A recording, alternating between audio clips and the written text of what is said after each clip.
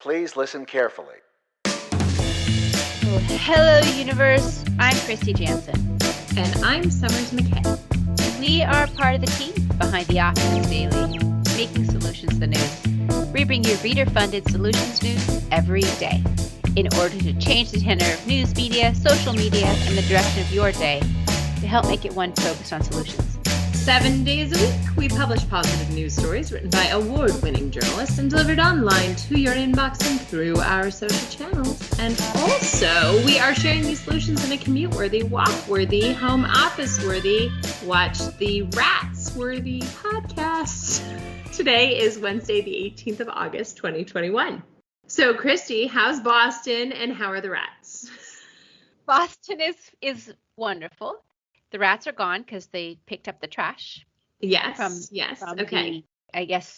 Sunday night was trash night, or Monday morning, rather. So all happy now. And you're enjoying your historic little Boston pre-family gathering quarantine. I am. Yeah. Good. Well, the beginning of this recording is like all stunts and waiting because as Kristy was reading the intro, I found myself reading an email and all of a sudden it's like we're in the middle of the day, but it's the morning and we have to like get focused. And I didn't do my normal ritual of reading my Optimist Daily news and getting myself centered. I just like jumped into the day today and I feel a little like I'm 100,000 places at once. And last week, I was on a podcast called the Insider Mom Podcast, and we were talking about ways that tools basically that I use to get centered every day. And honestly, it's the Optimist Daily. That's a huge part of what helps me get centered at the beginning of every day. And yes, we write about journaling and meditation and all of those other things. But I really think that in this time, in this world, with things being so heartbreaking in so many places in the news, really sitting down and focusing on what are 10 positive stories, what are the positive thoughts you can start the day with is going to set a better sort of path for the entire day.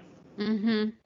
It's definitely a practice what we preach kind of day for me. So that's where I'm at, Kristy. I need some recentering. I need some recentering for like some good news. So you kind of open it up for me because of the trash comment, but I decided to talk today about the headline that reads, UK lockdown sparked litter picking movement is still going strong.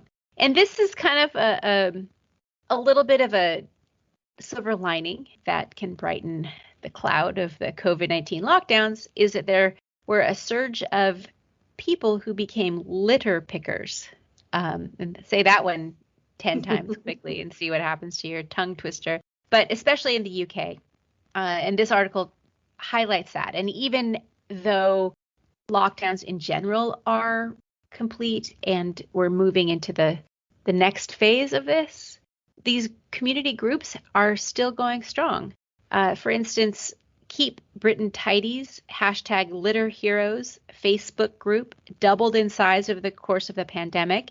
And right now they are receiving unusually high numbers of requests for litter picking kits, even now. So it's interesting how just coming together and working outside to keep the neighborhoods nice brought people out of themselves, and it's still going strong. Yeah, well, we've seen it here. I see so many more people walking around with the long litter claws and just doing their outside daily strolls. And it's just an unexpected hobby and pastime as people are, getting their steps in and cleaning up areas around them. Yeah, and it seems like that reportedly in this article, and I think in other areas around the world, as the lockdowns began to ease, the litter picking movement actually picked up speed because the relaxing of restrictions led to even more dumping. And so people started getting creative. Yeah, that's interesting that it was like a cause and effect right there. Mm-hmm. And, there's skeptics out there like, so does picking up litter really make a difference? Or what's the point if others keep throwing it out there. And actually, it does make a difference. It definitely makes a difference for the local community, even though the world's pollution problem really, it's a huge problem that has to be addressed at the source. It has to be addressed systemically. Every piece of trash that is disposed of properly or recycled is one less hazard for the local wildlife or other people who are having to experience it.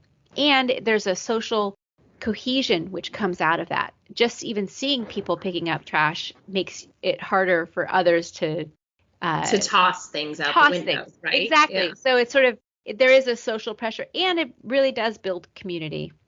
So I think this is kind of a nice story. And it not only does it build community, but it boosts mental health and physical health because it brings people together. It creates a sense of belonging and community pride. I'm not saying that we need to not hold the producers of the litter accountable, right? Right. But once it's out there, getting out there and cleaning out your own street with your neighbors does kind of lead to other good stuff. So I like this. So there is a big supermarket chain in Texas, and I have driven by many, many times and noticed it's called HEB in my area, and they continue to use disposable plastic bags. That hasn't been removed as an option here. And there is this great big field where you look and it's just littered with HEB bags. And I have oftentimes thought that I just wanted to grab a litter cloth and go just get to work there and be the change. And then I'm like, oh, am I going to be that crazy lady who moves to town and runs to the HEB parking lot and picks up litter? Do I really want to be that person? And as I'm reading this story, I'm kind of feeling a little fired up and inspired that maybe I should go be that crazy trash person who, after I drop my daughter off at school, spend 30 minutes getting my steps picking up trash, because it drives me crazy to see all these plastic bags. And yes, it's a big field, and then there's tons of other big fields, but there's so much wildlife in our space, and there's so many things that live where I live, and I just hate the idea of these trash bags ending up with them. It just reminds me of David Sedaris. Yes. You know, the totally. Totally. Apparently he's got a bit of OCD, and that's what he does for his daily exercises. He goes and walks along the highways and collects litter. And I think the Queen of England, and he lives in England, but the Queen of England gave him an acknowledgement, an award. Yes, exactly. Acknowledged him for cleaning. So anyway, perhaps, Dripping Springs, Texas leadership will congratulate me for cleaning up the HEB parking lot. That would mean I have achieved things. Speaking of, however, darling animals and wildlife that need not trash-filled spaces, we have kind of an ironic next story. Ironic particularly because these creatures happen to love trash. Not that it's good for them. So like foraging for food in bins. In bins. So this headline reads, "Conserving this wildlife corridor is a bare necessity." Now, granted, I picked this article because I love puns. They're my thing. And then I also sing bare necessities all the time in my house. But independent of the punniness of this is also a really, really great story.